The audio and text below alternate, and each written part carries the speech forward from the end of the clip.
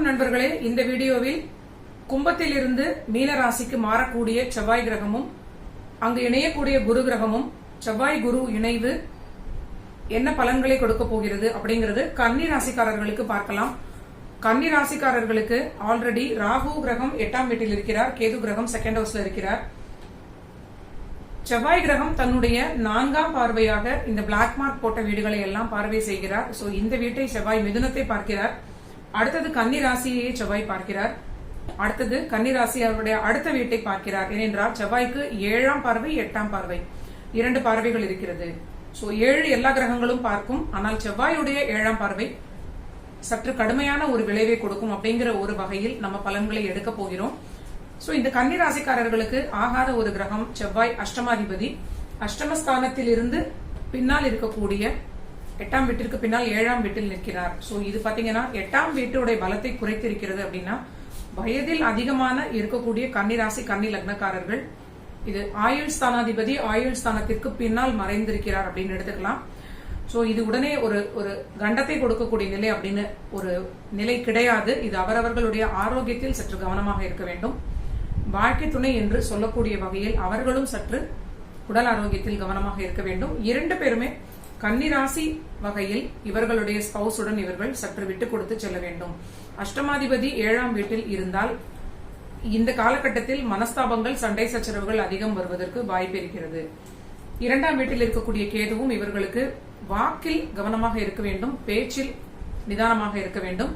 2 பேருக்குமே சர்ப்ப கிரகங்கள் வாக்குஸ்தானத்தில் இருப்பதனால் குடும்பத்தில் பேச்சின் மூலியமாக மனஸ்தாபங்கள் வளரும், அனாவசியமான சண்டைகளாக அது தொடர்ந்து மாறிக்கொண்டே இருக்கும். சோ இதை நீங்க பேசிக்கான முதல் பாயிண்டாக புரிந்து கொள்ள வேண்டும். 7ஆம் வீடு இந்த உபயராசி என்று சொல்லக்கூடிய கன்னி ராசிக்கு 7th ஹவுஸே பாதக வீடு அப்படின்னு சொல்லக்கூடிய ஒரு நிலை இருக்கிறது. பாதக வீட்டில் இருக்கக்கூடிய செவ்வாய் அப்படிங்கிறது கண்டிப்பாக அந்த பார்வைக்கு பலன் எடுக்கும் பொழுது பாதக ஸ்தானத்தில் அமர்ந்த செவ்வாய் என்ன பண்ணுவார் அப்படின்னு பார்க்க வேண்டும். ஏனென்றால் அஷ்டமாதிபதி என்று சொல்லக்கூடிய ஒரு கிரகம் பாதகஸ்தானத்தோடு தொடர்பு கொள்ளும் பொழுது அதிகமான கவனத்தை நம்ம அந்த ஒரு ப்ரெடிக்ஷன் எடுக்கும் பொழுது கவனமான விஷயங்களிலும் ரொம்ப அவேராக இருக்க வேண்டும்.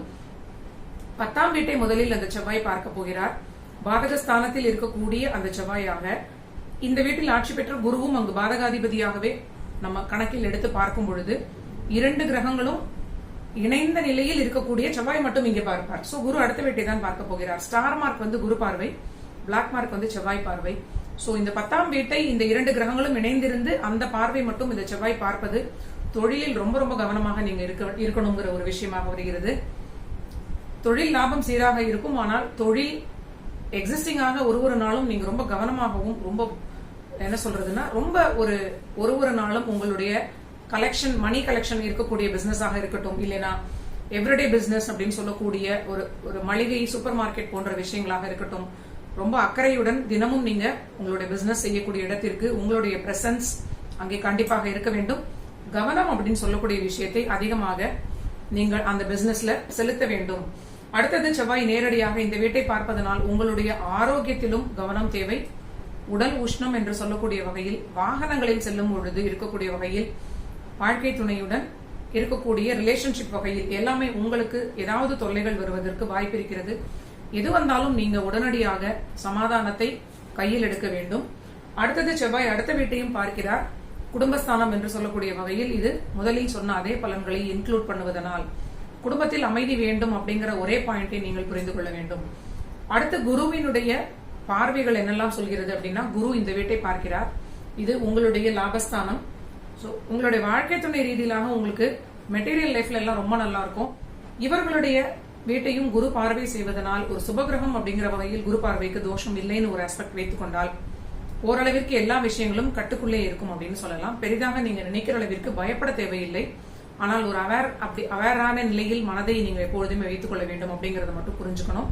அடுத்து குருவினுடைய பார்வை இந்த வீட்டிற்கு பார்க்கிறார். உங்களுடைய தனஸ்தானத்திற்கு தனஸ்தானம்.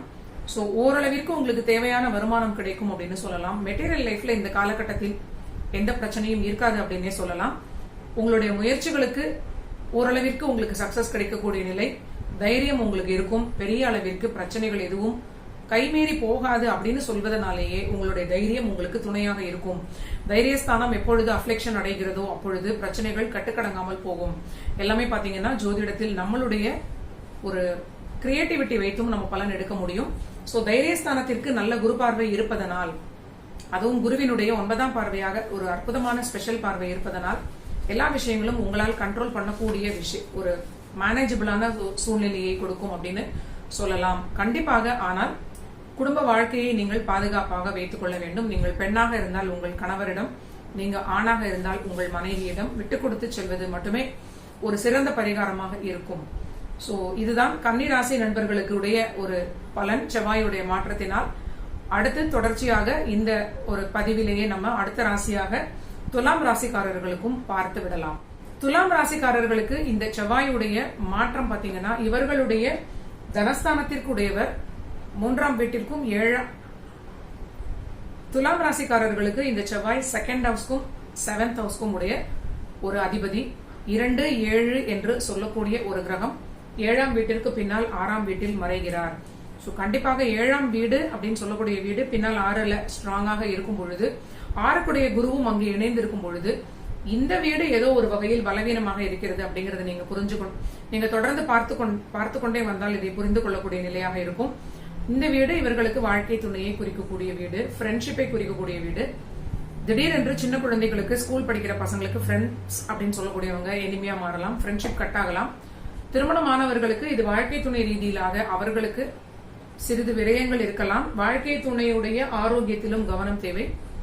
அவங்கள பிரிந்து இவங்க இருக்கக்கூடிய நிலையாக கூட இது மாறலாம். 6ஆம் வீடு வலுப்பெறும் பொழுது வாழ்க்கை துணையை பிரிந்து இருக்கக்கூடிய காலகட்டம் அப்படின்னு சொல்லலாம். அது அவரவர்களுடைய தசாபுத்திக்கு ஏற்றார் போல சுபமான பிரிவாக இருக்கலாம், இல்ல சிலருக்கு பிரச்சனையான பிரிவாக கூட இருக்கலாம். ஆனால் குடும்பஸ்தானத்தை குரு பார்க்கிறார் அப்படிங்கிறதுனால, அதுவும் 6லிருந்து பார்ப்பதனால் சிறிது இவர்களும் குடும்ப வாழ்க்கையில் கவனமாக இருக்க வேண்டும். இவர்களுடைய பாசிட்டிவ் சைடு என்ன அப்படின்னு பாத்தீங்கன்னா, இந்த வீட்டில் இருக்கக்கூடிய செவ்வாய் 6ஆம் வீட்டு பலம் அப்படிங்கிறது தனாதிபதி என்று சொல்லக்கூடிய 2ஆம் வீட்டிற்குரிய அதிபதி 6ல் இருப்பதனால் உத்தியோகம் கிடைக்கும்.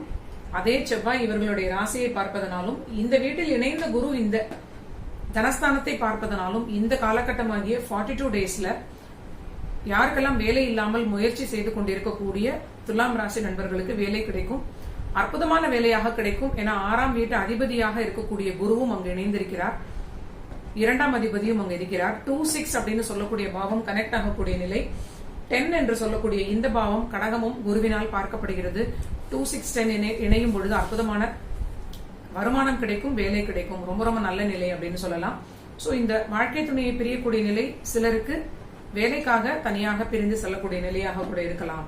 சோ இதுதான் செவ்வாயுடைய பிளேஸ்மெண்ட். இவர்களுக்கு வாழ்க்கை துணை ரீதியில் சற்று கவனம், ஆனால் உத்தியோகம் கிடைக்கும், வருமானம் கிடைக்கும். சோ 2 விஷயங்கள் இருக்கிறது. ஒன்று பாசிட்டிவ், இன்னொன்று சற்று தொல்லை.